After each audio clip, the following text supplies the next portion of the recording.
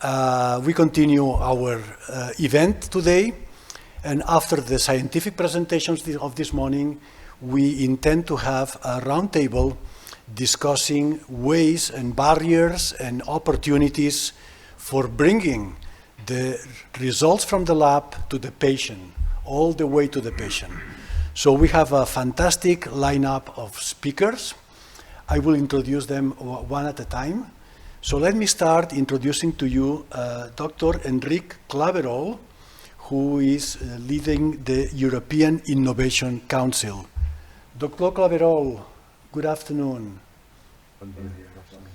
Bon dia, good afternoon. It's a pleasure, it's an honor to have such a speaker telling us why the European Union is interested in investing so much money in fostering research, innovation, like our project and similar. So the floor is yours. Thank you again very, very much for being here. Okay, thanks for inviting me. So I have 10 minutes. Santi, I have 10 minutes. Is that the... Yeah, about 10 minutes. Very good. Thank you. Very good. So thanks so much for inviting me. I was planning to start very quickly, give you a bit of background about myself, which is maybe a bit surprising to you. So let me tell you a bit of a story about EAC. So the Commission, well, let me help you place myself in the context. So I was an academic for many years in Barcelona. I was at the IBEC. I was a tenure scientist there. My area is medical technologies. I'm an engineer by training. So I trained as a telecommunications engineer at UPC in Barcelona. So I come from an academic background, but then I left academia and did the unusual thing of jumping out of academia, even though I was there a tenured scientist. My group was in neurotechnologies, brain technologies, and I jumped into the private sector to do spin-offs and startups. And I did that for several years, and I did all the things.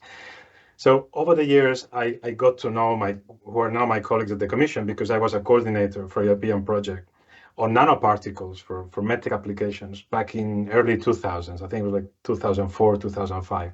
And that's how I met the colleagues here. So over the years, I stayed in contact with them because they wanted to have external experts. As you know, they use external experts to evaluate projects, and I used to come to Brussels to help them evaluate proposals. And that's how I discovered they wanted to set up this new agency. And I'll tell you very briefly about the agency.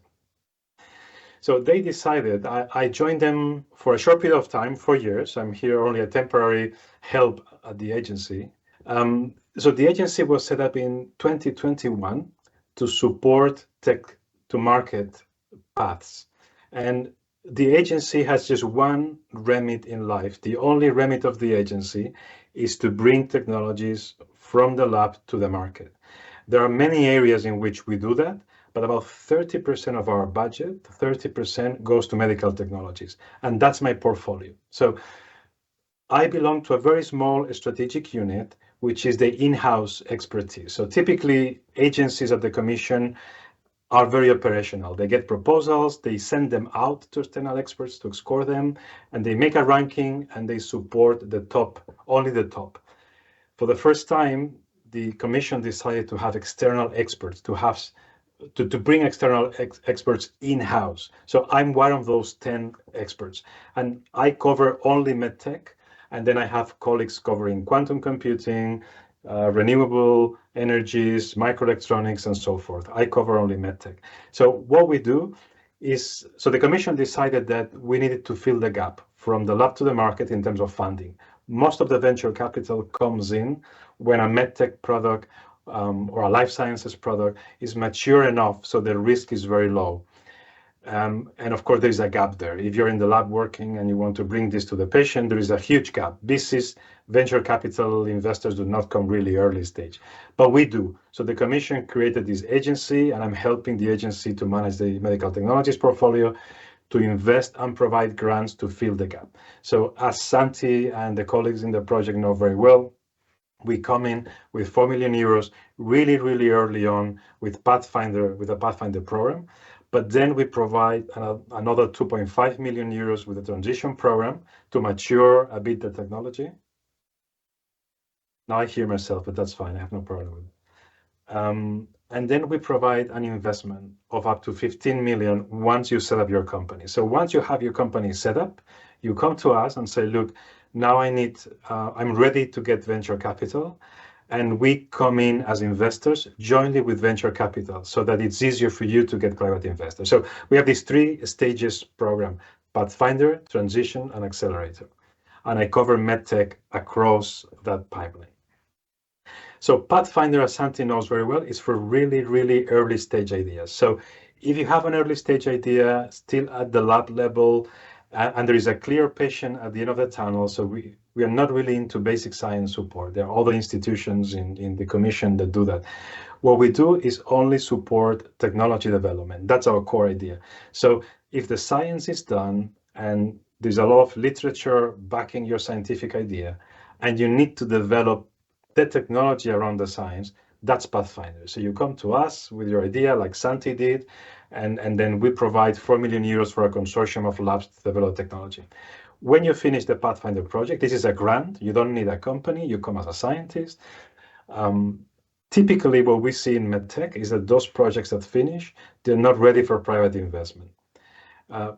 The commission would love to see Pathfinder projects ending at the point when VCs come from the private sector. The reality is that this doesn't happen.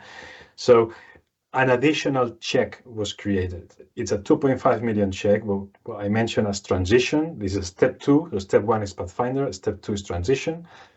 You come to us and say, look, I did a Pathfinder project or another commission project. That's a novelty now. You can come to transition without a Pathfinder project. You can come from other commission projects. You can say to us, look, I finished this project successfully, but the private sector doesn't want to invest. I want to create a company. I want to bring this product to patients, but investors say it's too risky.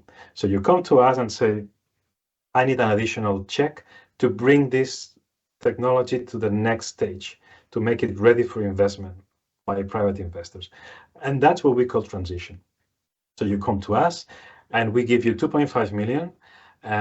You can come alone or with a consortium. You can have a company set up, or you don't need to have a company set up. It's up to you. You can come as a scientist. And with those 2.5 million, you can work for a couple of years, 2, 3 years, and polish the last stages. So in medtech, we see things like doing some clinical validation in transition. Sometimes we don't see clinical validation in transition still. So it's preclinical, like animal models or in vitro work. Everything preclinical could be preclinical, doesn't have to be clinical yet. When you finish transition, ideally, if you're successful, your technology has evolved, there you're ready to talk to private investors. And typically it's still very hard to get medical technology investors to come in, even though you've had 4 million from Pathfinder, 2.5 million from transition.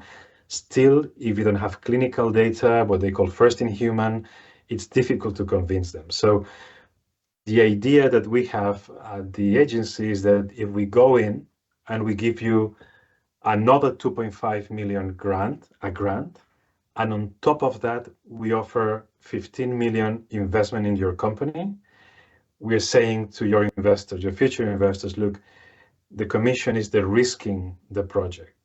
We need your private funding. You can tell them, we need your private funding, but we have some public funding already from the EAC. That's a philosophy of Accelerator. So we go in, we give you another 2.5 million grant. So this is not investment. You don't need to give us any shares. And then we offer to buy some shares in your startup up to 15 million euros. The reality is that usually when we go in, we don't give you 15 million, because if we give you 15 million in exchange for shares, you need to find another 15 million from the private sector. And it's typically very hard to find those amounts from the private sector. It's a matching program. So whatever we invest, you need to find investors for the same amount. So typically, what people tend to request from us is about 6 million, 5, 6, 7 million, because it's easier for you to go to local VCs in Barcelona or wherever and raise 5, 6, 7 million. That's kind of doable for medtech. So that's Accelerator. So as a summary, I finish here and maybe I give you time for questions. Pathfinder, transition, Accelerator. You have an idea in the lab.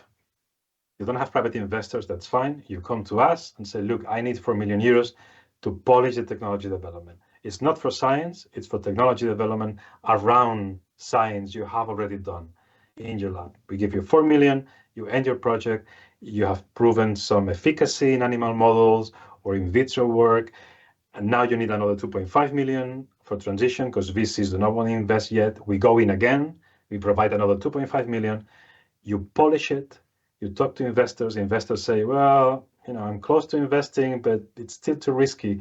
You come to us, we provide another 2.5 million. Investors in the private sector look at this like, more optimistically.